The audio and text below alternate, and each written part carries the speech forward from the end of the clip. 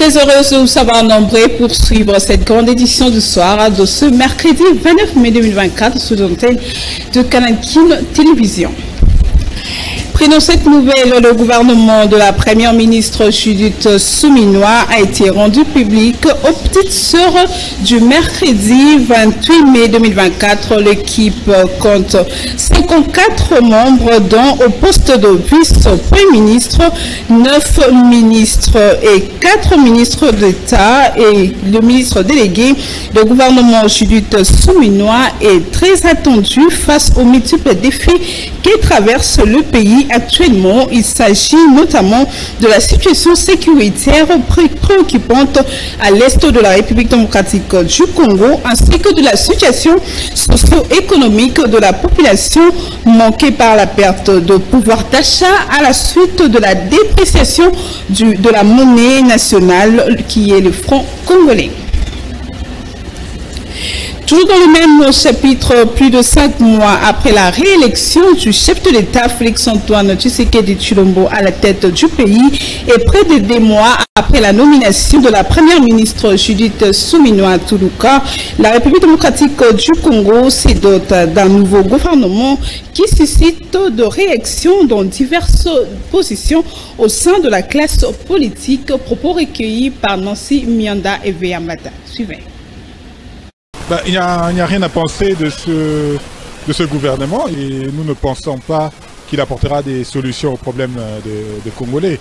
Nous avions eu un premier gouvernement les 5 années dernières, 2 gouvernements les 5 années dernières qui n'ont pas apporté des résultats probants et les choix portés sur certains animateurs nous posent énormément de problèmes au-delà de l'illégitimité. Et comme nous l'avons dit il y a 5 ans, il n'y a rien à attendre de ce gouvernement parce que les Congolais s'en sortiront plus déçus que ce qui était hier. Nous disons, nous sommes allés au Conseil national, nous sommes sortis du Conseil national, nous disons qu'il faudrait d'abord que les Congolais se remettent ensemble, que les Congolais discutent les yeux dans les yeux pour trouver des solutions à nos problèmes et ainsi envisager l'avenir. Tant que nous ne ferons pas, nous aurons des gouvernements qui se succéderont, mais les problèmes resteront les mêmes. Et je tiens d'abord à féliciter la sortie du gouvernement et tous ceux qui ont été promis. Nous croyons certainement qu'ils vont faire un grand travail. Comme on dit, on juge les maçons qu'au pied des murs. Mais ce qui est vrai que c'est un choix judicieux que le chef de l'État a fait. Et nous leur demandons de travailler. Ce n'est pas le moment de fêter ou soit de faire en sorte que leur famille puisse se retrouver, mais plutôt que les peuples congolais puissent se retrouver. Nous avons beaucoup d'urgences, surtout la question de l'insécurité à l'est du pays et aussi bien les routes et autres. Je pense que tous ces ministres-là, chacun dans son secteur, doit se mettre pour que nous puissions avoir des bons résultats. D'ici 3 mois ou 100 jours, nous allons évaluer bien entendu les 100 jours de chaque ministre dans son secteur et donc nous croyons certainement qu'il y aura un ouf de soulagement. Bon, ceux qui ne vont pas travailler comme se doit, ils doivent être mis de côté parce qu'il y aura encore Toulou Cadet et nous voulons que chacun de nous puisse travailler pour la République parce que nous avons besoin que les peuples puissent se retrouver et que les peuples puissent vivre aisément. Et nous croyons certainement que le peuple a droit à bien vivre comme tel. Et la vision de son excellence, monsieur le président de la République, Tshisekedi, qui prône le peuple d'abord. Rendons-nous à présent à la Chambre basse du Parlement au cours de la plénière de l'Assemblée nationale de ce mercredi 29 mai 2024. Le bureau définitif a dévoilé les calendriers des activités de la session ordinaire de mars 2024. Ce reportage est signé Jules Boulembi. C'est ce mercredi 29 mai 2024 que l'honorable Vital Kamere, président de la Chambre basse du Parlement, a convoqué la première plénière d'après mise en place du bureau définitif. À son ordre du jour a été inscrit un seul point, à savoir la communication du président. Dans sa communication, le speaker de la Chambre basse du Parlement a fait savoir que la session inaugurale de cette législature a pris fin à l'épuisement de son ordre marqué par l'élection et l'installation du bureau définitif du 23 mai 2024.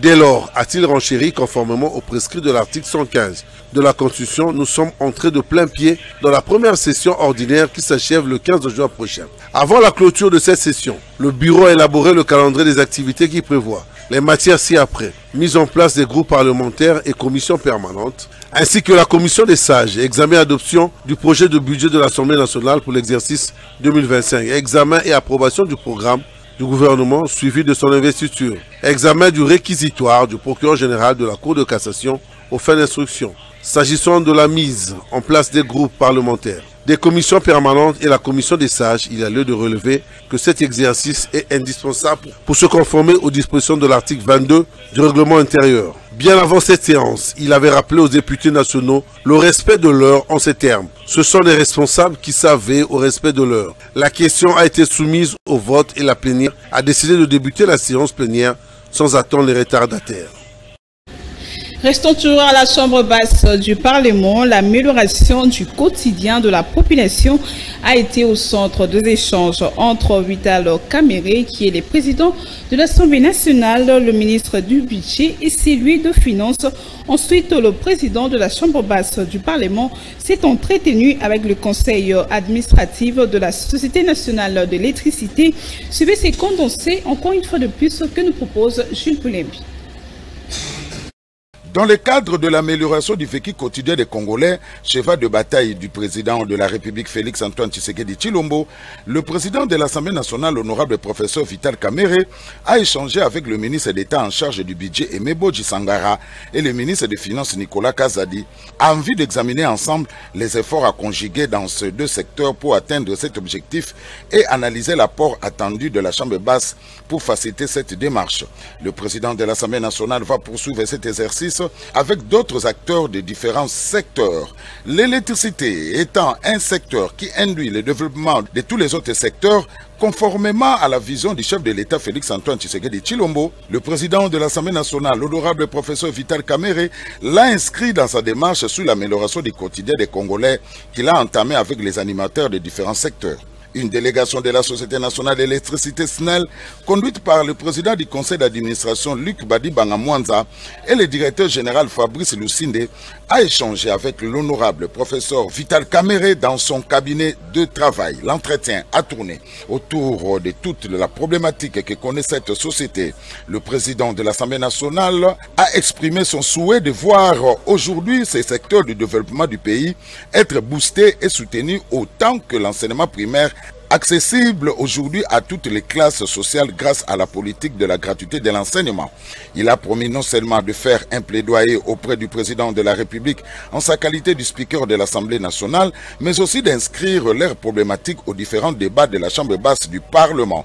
L'honorable professeur Vital Kamerhe a demandé à la SNEL de lui soumettre un mémo rapportant les difficultés majeures que connaît cette société, à savoir la gestion des ressources humaines, le déficit de moyens techniques et financiers, ainsi que les problèmes fiscaux.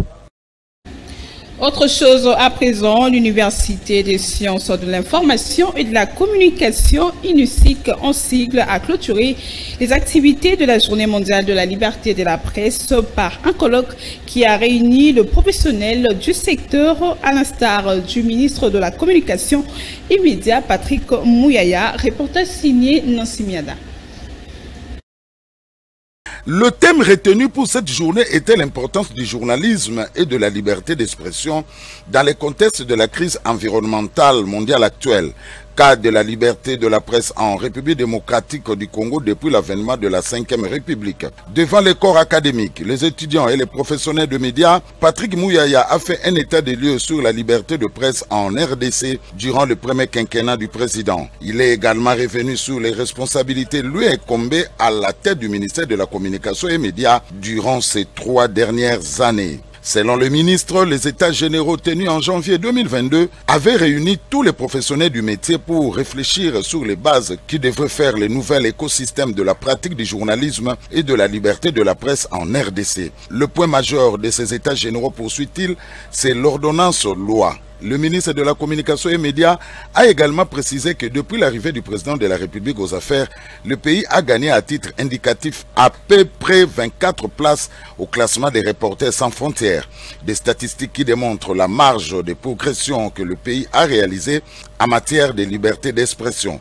S'agissant de l'image de marque de la RDC, Patrick Mouyaya a fait savoir qu'il y a un travail à faire dans la compréhension globale du pays, car, dit-il, le Congo est un pays mal présenté à l'interne tout comme à l'externe, d'où l'adoption du concept changement de narratif. Signalons que ces colloques avaient permis de porter un regard croisé sur la liberté d'expression en RDC, mettant dans une seule scène le ministre de la Communication et Médias, Patrick Mouyaya, le directeur adjoint de la communication à la présidence, Giscard Koussema, mais aussi le directeur général du média Actualité.cd et correspondant en RDC de la RFI, Patient Ligodi. Aux côtés du ministre, ces deux autres intervenants ont également apporté leur témoignage en tant que protagonistes dans le secteur.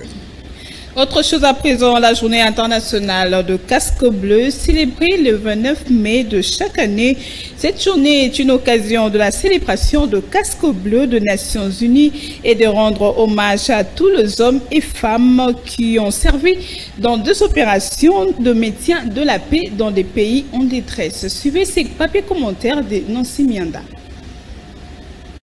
L'Assemblée générale des Nations Unies a proclamé le 29 mai de chaque année Journée internationale des casques bleus des Nations Unies pour rendre hommage à tous les hommes et femmes qui ont servi dans les opérations de maintien de la paix en raison de leur niveau exceptionnel de professionnalisme, de dévouement et de courage, et pour honorer la mémoire de ceux qui ont perdu la vie au service de la paix. Elle invite tous les États membres, les organisations des Nations Unies, les organisations non gouvernementales et particuliers à célébrer la journée comme il convient. Le maintien de la paix avec l'aide des casques bleus est un moyen qui permet d'aider le pays déchiré par les conflits à créer les conditions de paix durable. Les casques bleus, il s'agit de soldats et des officiers, de policiers, des personnes civiles dont beaucoup sont volontaires issus de nombreux pays. Ils sont actifs dans beaucoup de pays et ils observent le processus de paix qui émerge dans les situations post-conflit.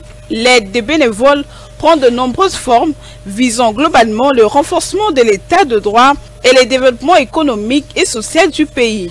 La force de maintien de la paix de l'ONU est communément appelée casque bleu en référence de la couleur bleue de leur casque, est une force militaire ayant pour rôle le maintien ou le rétablissement de la paix et de la sécurité internationale.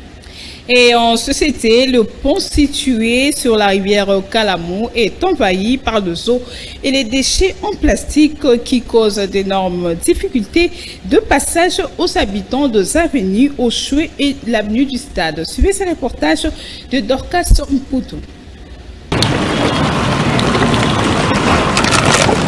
Les eaux de la rivière Kalamou vers Oshwe et l'avenue du Stade envahies par les déchets en plastique. Cette situation est à la base du blocage des eaux qui ne coulent pas. Normalement, un obstacle pour l'écroulement des eaux de pluie à grande cri à cause du tirant d'eau au niveau du pont, d'où quelques habitants s'expriment. Les anciens ponts qu'on a construits ici, souvent, quand l'eau passera ici, la poubelle est venue de boucher ici. Mais pour le moment, quand on a venu construire un nouveau pont ici, lorsqu'on a venu construire un nouveau pont, alors nous voyons vraiment que non, l'eau passera avec la poubelle, vraiment nous voyons que non, les gens passeront, même le béquille passera vraiment, ça sera vraiment bonne chose pour nous. Nous demandons seulement à notre gouvernement de continuer de faire seulement de construire pour réhabiliter notre ville, parce que Kinshasa c'est une grande ville, notre capitale et tout le monde nous voyons dans notre province. Le gouvernement continue de construire, réhabiliter là où le pont on a déjà détruit. Alors nous demandons seulement de notre gouvernement de construire comme nous voyons aussi. Chaque jour, les habitants de cette partie de la capitale viennent jeter leurs déchets sur la rivière. Voilà pourquoi nous, agents de Kintoko Plastique, déployons les efforts pour venir récupérer ces déchets plastiques, car nous gagnons 5 000 francs par sac.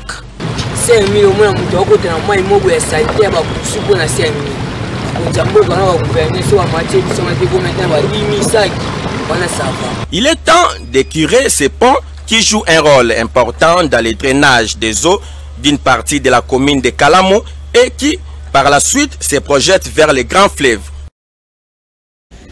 Toujours en société, l'avenue Isoké, située dans la commune de Kinshasa, se trouve dans un état de délabrement très avancé depuis plus d'une année. Cette situation persiste en dépit de multiples appels de la population aux autorités pour la réhabilitation de cette avenue. Suivez ce reportage de Mikonjoli.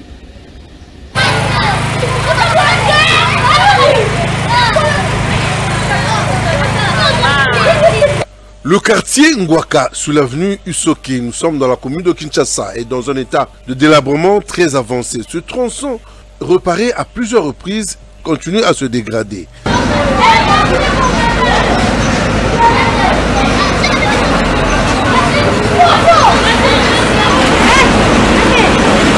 C'est depuis longtemps que cette situation perdure, malgré les multiples appels lancés par les populations aux autorités de la ville province de Kinshasa. Une situation qui inquiète les populations et surtout les élèves qui se retrouvent avec beaucoup de difficultés, surtout qui ne sont pas très loin de cette école. La fois passée, quand on avait asphalté l'avenue, c'était avant les élections. Après les élections, ils sont partis porter disparu. Donc la route n'était pas terminée. Donc ils n'étaient pas arrivés à la fin de leurs travaux. Et après les élections, voilà maintenant ce qui nous arrive. Nous avons des difficultés énormes pour que les élèves pénètrent l'école.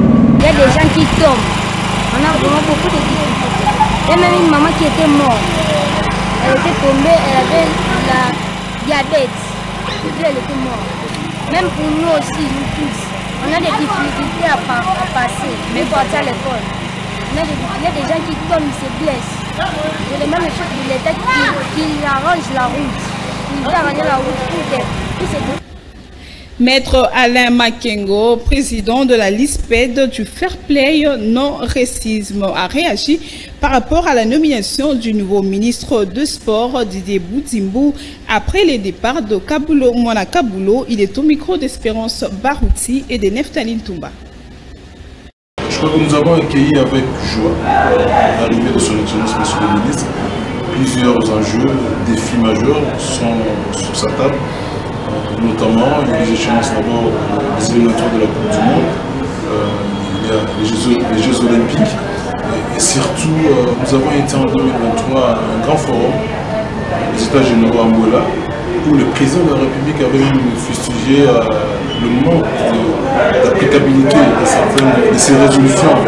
L'État avait déboursé beaucoup d'argent, mais toutes les résolutions étaient mises dans le placard. Je crois que l'actuel ministre aura vraiment le pain sur la planche pour ressusciter ces résolutions et faire revivre effectivement. Le sport, c'est une école de loyauté, c'est la famille, c'est le sport, c'est la joie. Donc il faut qu'il fasse revivre cette joie. On était vraiment frustrés, ça, il faut qu'on se le dise. Avec nos prédécesseurs, on était vraiment frustrés. Il faudrait qu'il nous amène cet esprit de convivialité, d'amour au sein de la raison pour laquelle on dit le milieu sportif, donc la famille sportive. Je crois que les victoires, il y en a eu. Le prédécesseur n'a pas aussi manqué l'horloge, il nous a amené des victoires, mais nous voulons effectivement que cet esprit sportif rentre dans notre ministère et que le ministre travaille vraiment dans l'intérêt général. Nous avons vu certains ministres réussir dans ces ministères parce qu'ils mettaient en avant l'intérêt général. Prenons cette nouvelle avant de nous quitter. Après avoir battu les Aigles du Congo par 3-1 ce mercredi 29 mai 2024 au stade du tout-puissant Mazembe à Kamalondo, le tout-puissant Mazembe vient d'être sacré officiellement champion de la 29e édition de la Ligue nationale de football. C'est par cette note que prend fin à cette grande édition du soir, coordonnée par Nancy Mianda, Freddy Tonkini, Bénédicte Diabangama, Tony Binda. Quant à moi, je vous retrouve le mercredi prochain, même chaîne, même heure. D'ici là, portez-vous bien. Au revoir.